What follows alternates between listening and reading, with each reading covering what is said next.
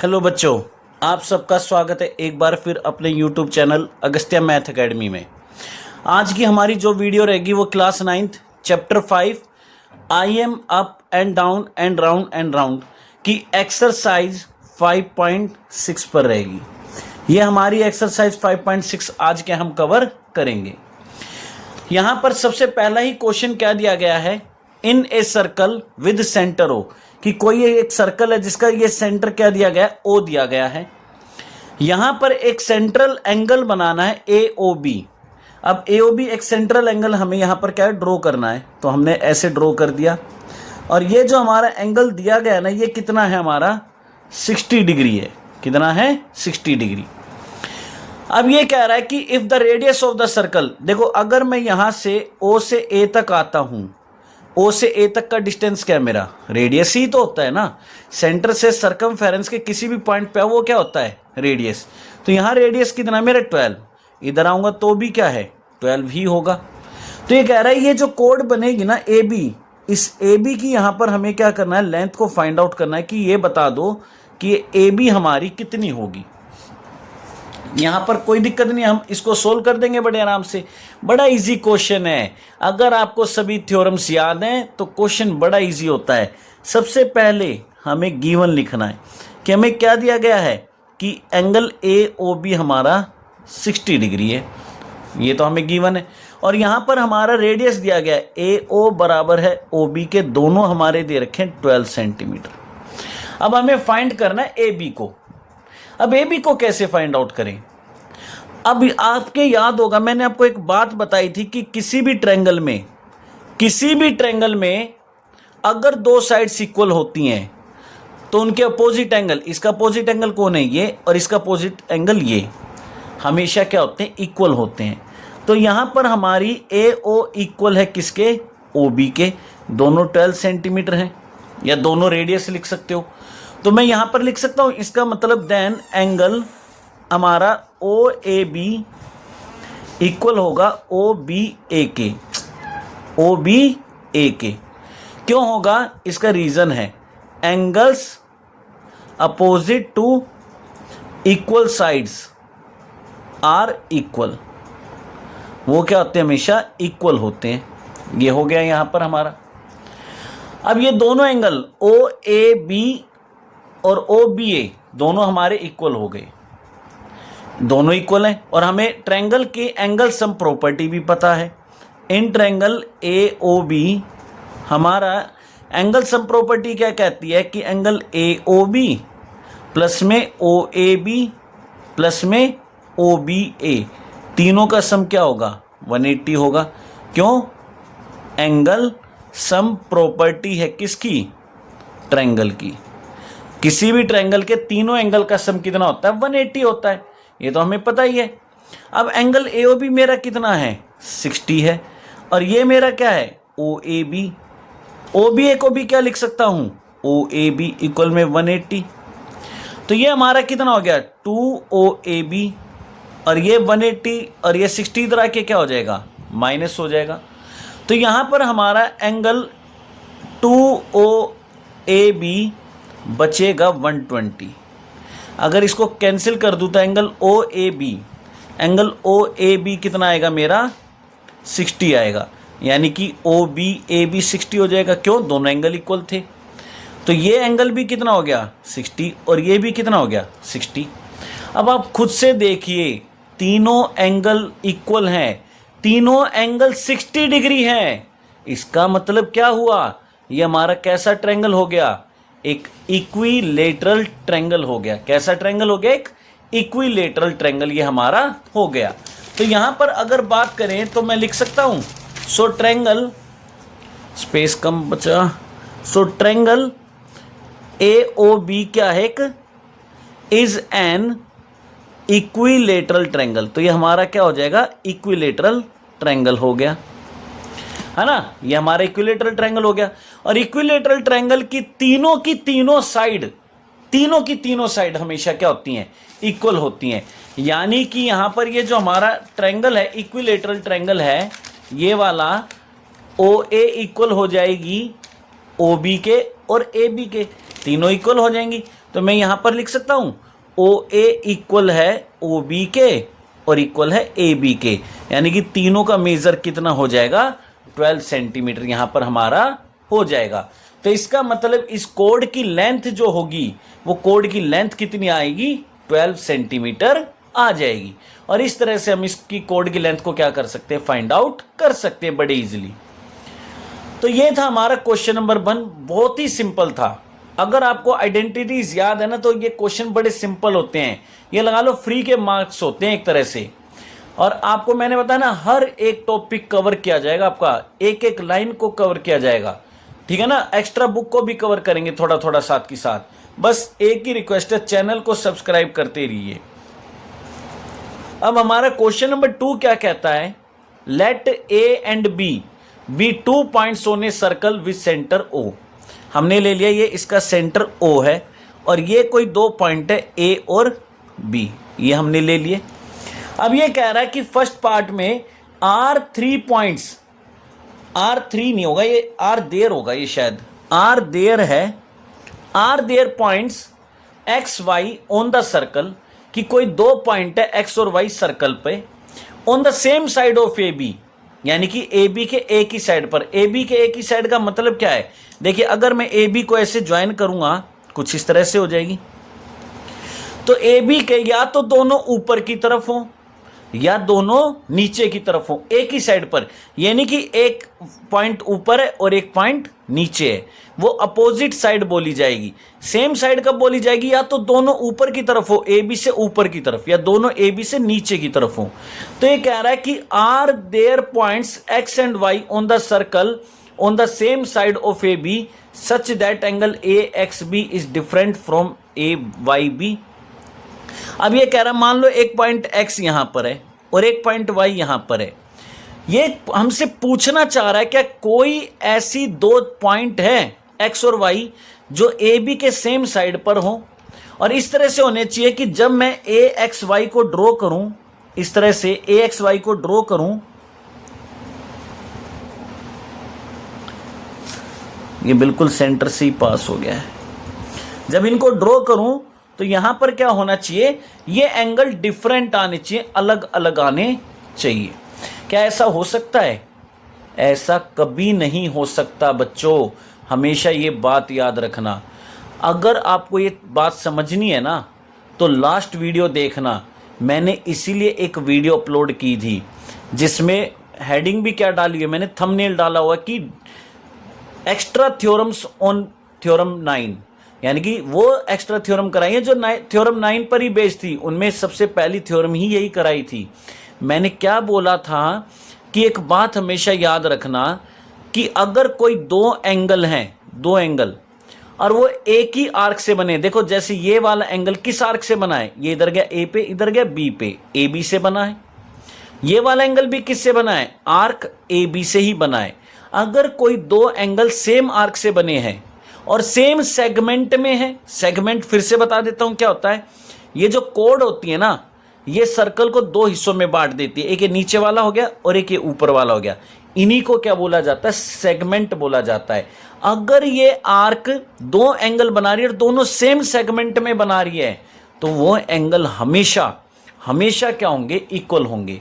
तो ये अगर हमसे कोई पूछेगा तो यहां पर ये क्या हो जाएगा, इट इज नॉट पॉसिबल। तो ऐसा कभी पॉसिबल ही नहीं हो सकता। क्यों नहीं हो सकता, इसको प्रूफ भी कर देते हैं। कैसे करेंगे, मैंने इसको यहां पर क्या कैसे ज्वाइन कर दिया, ये ओ से। अगर मैं बात करूं, हमने एक थ्योरम पढ़ी थी, एज वी नो दैट कि angle subtended at centre is double the angle subtended at any point of circle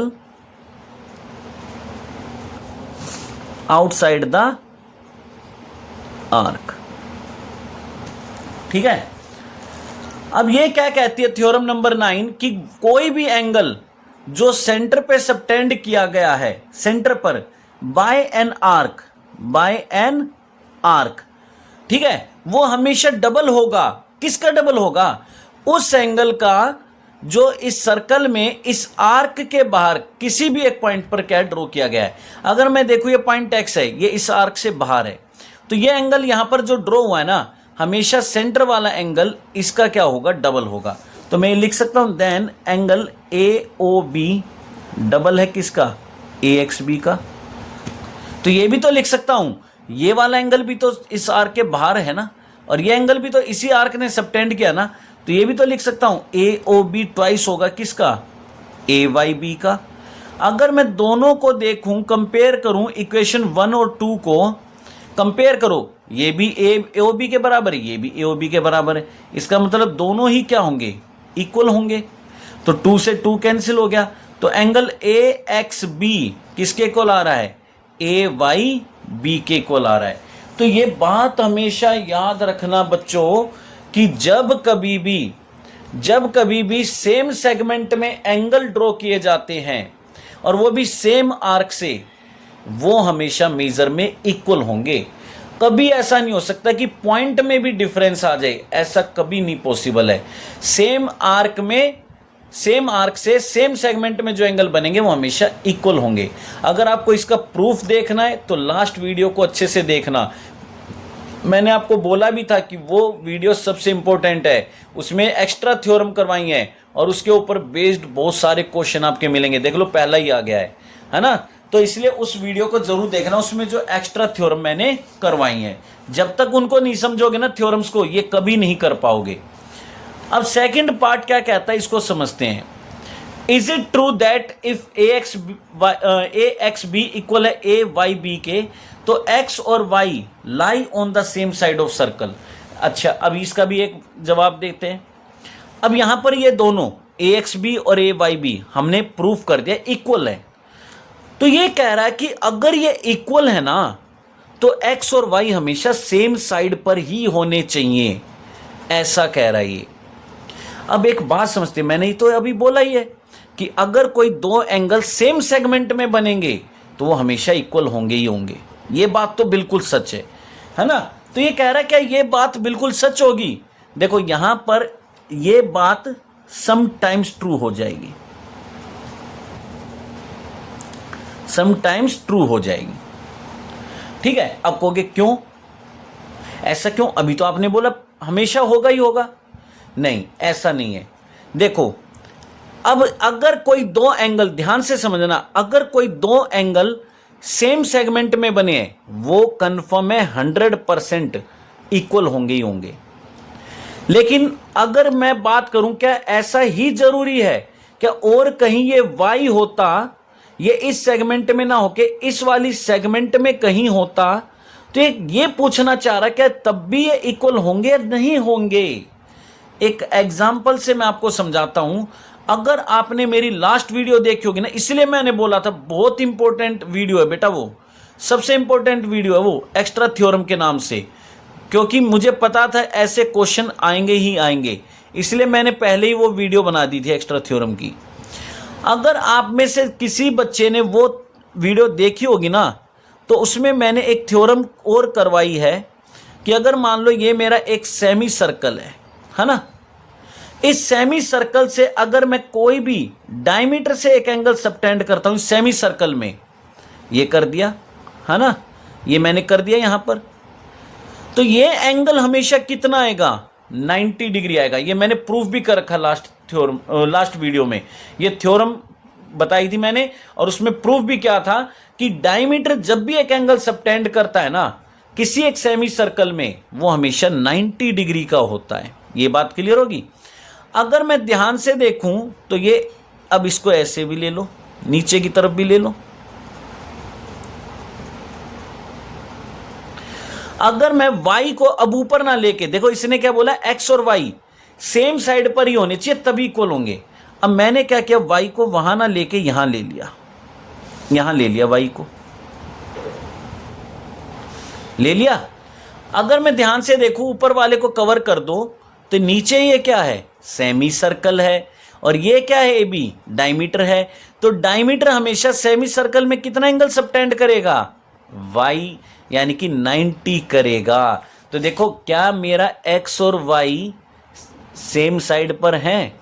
नहीं है, दोनों अपोजिट डायरेक्शन में है, फिर भी क्या हो गए? इक्वल हुए कि नहीं हुए? तो ये स्टेटमेंट एक जगह पर, सिर्फ एक जगह पर आके फॉल्स हो सकती है। वो कब? जब हमारे ये दोनों क्या होंगे, यानी कि एंगल डायमीटर से सबटेंड होंगे, तो ये थ्योरम यहाँ, ये पॉइंट क्या हो जाएगा, यहाँ पर फॉल्स हो जाएगा। अगर इसके अलावा, डायमीटर के अलावा कहीं भी ड्रॉ करोगे ना, तो ये स्टेटमेंट हमेशा क्या रहेगी? ट्रू रहेगी। यानी कि ये बनेगी कि सेम सेगमेंट में बनने वाले एंगल किसी भी आर्क से हमेशा इक्वल होते हैं। तो ये मत समझना कि बेटा अगर कोई दो एंगल इक्वल है तो वो दोनों पॉइंट हमेशा सेम साइड पर ही होंगे, अपोजिट भी जा सकते हैं। कब? अगर वो एंगल हमारे डायमीटर से सबटेंड हुए हैं, ठीक है ना। और समटाइम्स फॉल, दोनों काम हो जाएंगे यहां पर। कब? Only in the case of when angle subtended by the diameter of circle. सिर्फ इस केस में आके ये पॉइंट क्या हो जाएगा? फॉल्स हो जाएगा, बाकी कभी नहीं हो सकता। बाकी ये पॉइंट हमेशा ट्रू रहेगा। अगर मैं इस आर्क को यहां से लेता ना, इस यहां से, यानी कि ऐसे लेता, ये मान लो ये मेरा सर्कल है, अगर मैं आर्क को यहां से लेता और अब इसमें कहीं भी ड्रॉ कर दो, ये मेरा AX भी है और ये मेरा AY भी है, तो ये हमेशा डिफरेंट ही आएंगे, कभी इक्वल नहीं हो पाएंगे। अगर अलग अलग चलेंगे तो ये इक्वल ही कब होंगे? जब ये दोनों सेम साइड पर होंगे। तो ये स्टेटमेंट हर जगह ट्रू हो जाएगी। बस इस केस पे आके क्या हो सकती है? गलत हो सकती है कि अगर वो दोनों एंगल डायमीटर ने सबटेंड कर दिए ना बच्चों, तो वो हमेशा क्या हो जाएगी? फिर गलत हो जाएगी। ठीक है, ये थोड़ा ध्यान रखना। ये बड़ा अच्छा क्वेश्चन था, इस क्वेश्चन को थोड़ा ध्यान से नोटिस करना, ठीक है, और नोट डाउन करना वीडियो को पॉज करके, और चैनल को लाइक और सब्सक्राइब करते रहिए। आपको हर क्वेश्चन का बिल्कुल point two point answer solution समझाया जाएगा, हर तरह से उसको एज्यूम करके, ठीक है ना। तो कोई जल्दबाजी नहीं, हर पोजीशन को, हर कंडीशन को एज्यूम किया जाएगा। अब यहां पर क्या है? एक एंगल है AXB जो इक्वल है AYB के, और ये कह रहा है x और y हमारा do not lie on the circle. ओहो, ये भी देखो, do not lie on the circle और इक्वल है।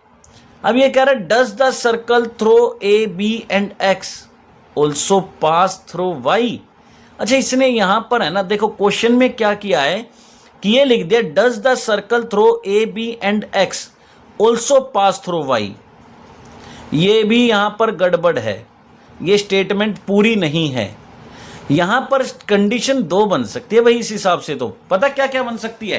कंडीशन 1, बच्चों कंडीशन 1 समझते हैं पहले। देखो मैं आपको बता रहा हूं ना, मैं आपको हर एक कंडीशन को एज्यूम करके चलूंगा। कोई जल्दबाजी से सॉल्यूशन नहीं सोल्व करना, में अच्छे से हर एक पॉइंट को समझना है। कंडीशन 1 अगर मैं लेके चलता हूं, अगर मेरा AXB इस तरह से है और AYB ऐसे है, ये हमारा हो गया, ये हमारा सेंटर है ना। अगर मेरे दोनों सेम साइड पर हैं, अगर if both X and Y lies on same side, दोनों सेम साइड पर है ना बच्चों, दोनों के दोनों सेम साइड पर है, तो then circle pass through ABX and as well as Y। तो फिर Y से भी पास होगा। कब? इफ हमारा एंगल AXB किसके इक्वल होगा? AYB के इक्वल होगा। अगर ये दोनों एंगल इक्वल है ना बच्चों, इक्वल हैं, तभी पास होगा। अगर इक्वल नहीं है, अगर ये इक्वल नहीं है तो कभी पास नहीं होगा। ये बात हमेशा याद रखना। अब कहोगे वो कैसे, हम माने कैसे? कोई डाउट, दिक्कत नहीं है। मान लिया मैंने, ये मेरा पॉइंट यहां पर आ गया, यहां आ गया बच्चों। हर चीज को एज्यूम करेंगे, हर चीज को।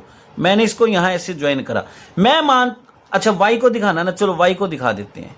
ऐसे मान लिया मैंने, इसने बोला ABX तो है ही, क्या वो Y भी आएगा? चलो मैंने इसको मान लिया ये यहाँ पर है, वाई पॉइंट यहाँ ना होके यहाँ पर है, तो मैंने इसको यहाँ पर ऐसे ज्वाइन किया, कर दिया ऐसे। हर चीज को एज्यूम करना है, ठीक है ना। अब ये ऐसे है, ठीक है बच्चों, ये ऐसे हो गया। अब हमने एक थ्योरम तो पढ़ी है कि अगर ये पॉइंट यहां पर होगा वाई, तब भी ये इक्वल होंगे। अगर ये इक्वल है तो ही ये पॉइंट यहां पर आएगा, है ना। या ये कह सकता हूं अगर ये पॉइंट सर्कल पर है तो ही ये दोनों एंगल क्या होंगे, इक्वल होंगे। लेकिन अगर मैं कहूं कि वाई यहां निकल गया होगा तो जरूरी थोड़ी है इस पे आएगा, वाई यहां निकल गया होगा तो। अब एक बात समझना बच्चों, अब यहां पर हमारा ये जो एंगल आएगा ना, ये इस एंगल से छोटा आएगा। अब कोई अच्छा है वो कैसे, ये एंगल इससे छोटा कैसे हो सकता है। कोई नहीं, एक प्रॉपर्टी से समझाता हूं, हर चीज को समझ के चलेंगे। ये मेरा एक ट्रायंगल है ना, ये मेरा एक ट्रायंगल है, ये इसका एक्सटीरियर एंगल है। हमें पता है एक्सटीरियर एंगल किसके इक्वल होता है, सम ऑफ अपोजिट इंटीरियर एंगल के इक्वल होता है। ये बात तो आपने पढ़ी है। अगर मैं सब कुछ भूल जाऊं, यहां पर देखो मैं सबको कवर कर रहा हूं, यहां पर अब आपको एक ट्रायंगल दिख रहा होगा कुछ इस तरह से, ये वाला ऐसे जो जा रहा है, ये गया ऐसे ऊपर और ये आ गया नीचे, दिख रहा है। अब ध्यान से देखो, ये वाला जो एंगल है ना, ये वाला ये एक्सटीरियर एंगल है, और एक्सटीरियर एंगल कभी इंटीरियर एंगल से छोटा हो सकता है ना, कभी नहीं हो सकता, है ना। इसका मतलब अंदर वाला एंगल क्या होगा, हमेशा छोटा। अब वो कैसे, देखो ये मेरा मान लो 70 है, ये मेरा 1 भी मान लो, तो ये हमेशा कितना आएगा, 71 आएगा। एक्सटीरियर एंगल का सम हमेशा इंटीरियर एंगल के सम के इक्वल होता है। तो इसका मतलब ये वाला एंगल इससे तो जरूर बड़ा आएगा। अगर ये बड़ा आ गया तो एक बात बताओ, क्या ये बड़ा नहीं हो जाएगा, इसका मतलब ये एंगल भी इससे क्या हो जाएगा, बड़ा। तो क्या ये इक्वल रहेंगे ना, कभी नहीं रहेंगे। तो एक बात समझना बच्चों कि यहां पर अगर मेरा पॉइंट वाई सर्कल पे नहीं है ना, तो ये एंगल कभी इक्वल हो ही नहीं सकते। हाँ, अगर ये एंगल इक्वल हो गए ना बच्चों, तो वाई को सर्कल पे आना ही आना पड़ेगा। ये बात हमेशा याद रखना। अब दूसरी कंडीशन, मैंने आपको हर एक चीज को एज्यूम करके चलूंगा। दूसरी कंडीशन, अब इसने क्या बोला कि अगर ये इक्वल हैं, तो ये कह रहा है कि they do not lie on circle, है ना। Does the circle through A B and X also pass through Y. तो क्या ऐसा हो सकता है अगर मैं दोनों को अपोजिट डायरेक्शन में ले लूं, तो फिर क्या होगा। यानी कि देखो, इसने ये नहीं बोला कि सेम साइड पर होंगे कहीं, ये लाइन मेरे को तो कहीं ये दिख नहीं रहा वर्ड कि दोनों पॉइंट एक्स और वाई सेम साइड पर होंगे, मुझे तो नहीं दिखा। जैसे यहां पर भी मैंने आपको समझाया, देखो सेम साइड पर थे तो इक्वल थे दोनों और चारों आ रहे थे, है ना। लेकिन अपोजिट डायरेक्शन में हो तो, अपोजिट हो तो तभी इक्वल हो सकते हैं जब बस डायमीटर से बने हो।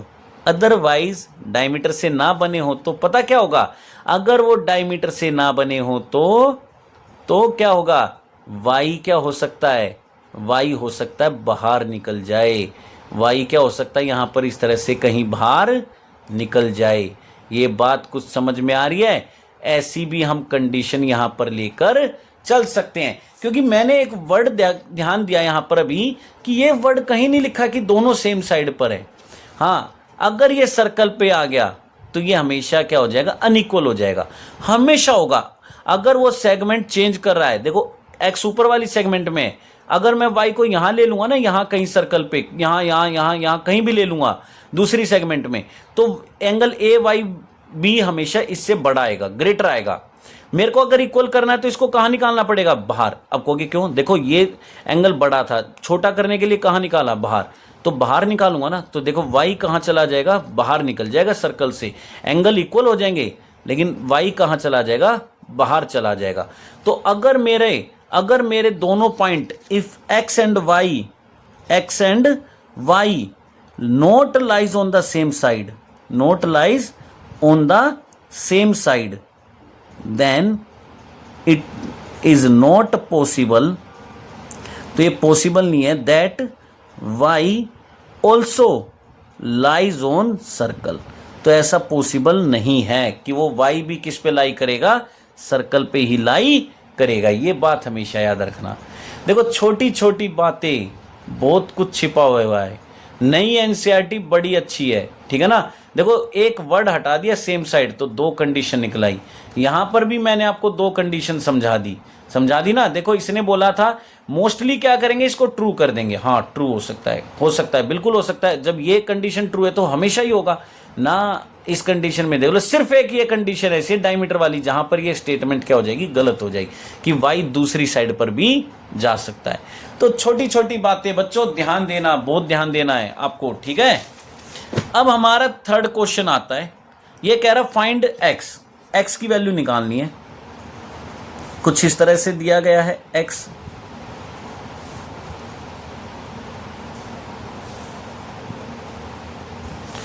यहां पर हमें क्या है, ये नाम दिया गया ए बी सी डी, और ये हमारा एक्स है और ये हमारा कितना है 100 डिग्री है ये। अच्छा देखो एक बात हमेशा याद रखना, ये नेक्स्ट थ्योरम आएगी। ये मैं अभी आपको समझाना नहीं चाह रहा था क्वेश्चन, क्योंकि ये नेक्स्ट थ्योरम जो पढ़ेंगे ना उससे क्वेश्चन बहुत छोटा हो जाएगा। अगर आपका कोई क्वाड्रिलेटरल है, कोई भी क्वाड्रिलेटरल बच्चों, ये क्वाड्रिलेटरल है, अगर उसके चारों वर्टेक्स किसी एक सर्कल को टच कर रहे हैं, अगर उसके चारों वर्टेक्स किसी एक सर्कल को टच कर रहे हैं, तो वो क्वाड्रिलेटरल क्या होगा, एक कौन साइक्लिक क्वाड्रिलेटरल होगा। ये बात हमेशा याद रखना। और कौन साइक्लिक क्वाड्रिलेटरल की एक प्रॉपर्टी होती है, पता क्या होती है, as we know that in a cyclic quadrilateral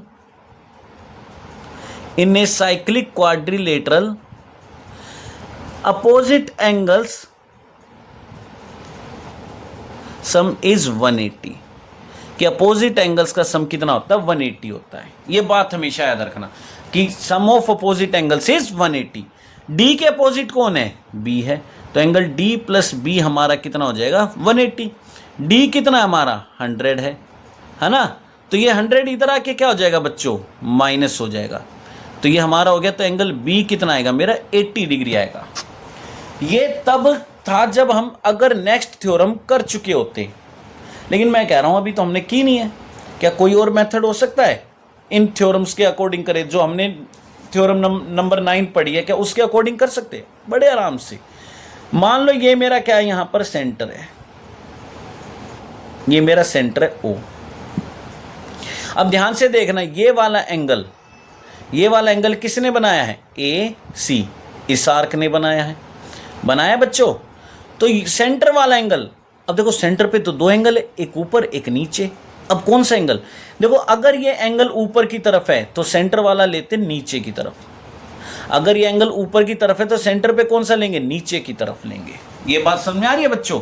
तो हमें एक बात पता है, एज वी नो दैट, ये दूसरा मेथड है, सेकंड मेथड है ये हमारा।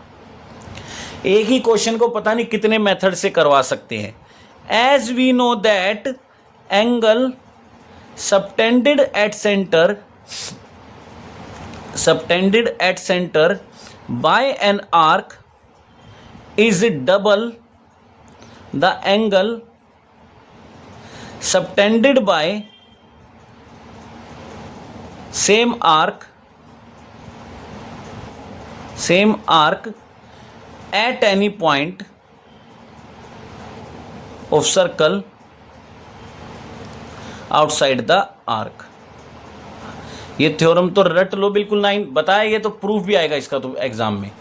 तो इसका मतलब ये वाला एंगल, अच्छा देखो इस एंगल को क्या नाम दे, एओसी, तो इसको भी क्या नाम देना पड़ेगा, एओसी नाम देना पड़ेगा। दोनों को एओसी थोड़े दे सकते हैं। तो आपने एक वर्ड पढ़ा होगा रिफ्लेक्स, पढ़ा कभी रिफ्लेक्स एंगल? रिफ्लेक्स एंगल किन को बोला जाता है, जो 180 से बड़े होते हैं। अगर मैं देखूं ध्यान से, नीचे वाला मेरे को 180 से बड़ा दिख रहा है, तो मैं यहां पर एक वर्ड यूज कर लूंगा कि रिफ्लेक्स ऑफ एंगल एओसी किसके इक्वल हो जाएगा, डबल ऑफ एंगल एडीसी, है ना। एडीसी का क्या हो जाएगा, डबल। अब एडीसी कितना मेरा 100 है, तो इसका मतलब ये कितना हो जाएगा बच्चों, 200 हो जाएगा ना। और ये दोनों एंगल मिलके क्या बना रहे, एक कंप्लीट एंगल बना रहे। दोनों मिलकर क्या बना रहे, कंप्लीट एंगल। तो मैं इधर कर रहा हूं ताकि डायग्राम दिखता रहे। तो इसका मतलब angle AOC plus reflex of AOC दोनों मिलकर कितना बनाएंगे, 360 बनाएंगे। अब रिफ्लेक्स ऑफ AOC कितना है मेरा, 200 आया है, तो ये हमारा 200 हो गया। तो एंगल AOC कितना हो जाएगा, 360 माइनस का 200, यानी कि एंगल AOC कितना हो जाएगा, 160। कितना हो जाएगा, 160। ये हो गया। अब देखो इस डायग्राम को मैं थोड़ा सा उल्टा कर देता हूं, ऐसे उल्टे में अच्छा इससे समझ में आएगा। अब देखिए ये वाला एंगल है ना ABC किसने बनाया है, किस आर्क ने बनाया है, AC ने बनाया है। और ये वाला एंगल बताया ना, अगर ये ऊपर है तो ये नीचे वाला, ये वाला एंगल भी किसने बनाया है, इसी आर्क ने बनाया है। और अभी लिखा तो है कि हम जानते हैं कि सेंटर पर बनने वाला एंगल, सेंटर पे बनने वाला एंगल हमेशा इस एंगल का क्या होगा, डबल होगा। तो मैं ये लिख सकता हूं कि ऑल्सो हमारा ये जो एंगल है AOC ये डबल होगा किसका, ABC के। AOC डबल होगा किसके, ABC के। और AOC कितना है मेरा, AOC तो हमने फाइंड आउट कर लिया, 160 आया है। आया कि नहीं आया है, तो यहां से इसको कैंसिल करेंगे क्योंकि मल्टीप्लाई वाला कहां जाएगा, डिवाइड में। तो ABC कितना आ रहा है मेरा, 80 डिग्री आ रहा है। तो देखो आ गया ना वही सेम 80। तो ये हमारी नेक्स्ट थ्योरम रहेगी साइक्लिक क्वाड्रिलेटरल पर। ठीक है, नेक्स्ट वीडियो में हम उसी को कवर करेंगे। तब तक आप इन सभी को क्वेश्चन को नोट डाउन कीजिए और अच्छे से इनको ध्यान से समझना है। अगर रटने की कोशिश करोगे ना, ज्योमेट्री कभी नहीं आ सकती बच्चों, ये हमेशा याद रखना। जब तक आपको थ्योरम और उनके प्रूफ्स नहीं आते आप कभी नहीं समझ सकते ज्योमेट्री को। बस आपसे एक छोटी सी रिक्वेस्ट करते हैं हम हर बार, हमारे चैनल को भी थोड़ा सपोर्ट कीजिए, सब्सक्राइब कीजिए, लाइक कीजिए और अपने फ्रेंड्स के साथ शेयर कीजिए। थैंक यू, मिलते हैं नेक्स्ट वीडियो में जल्द से जल्द।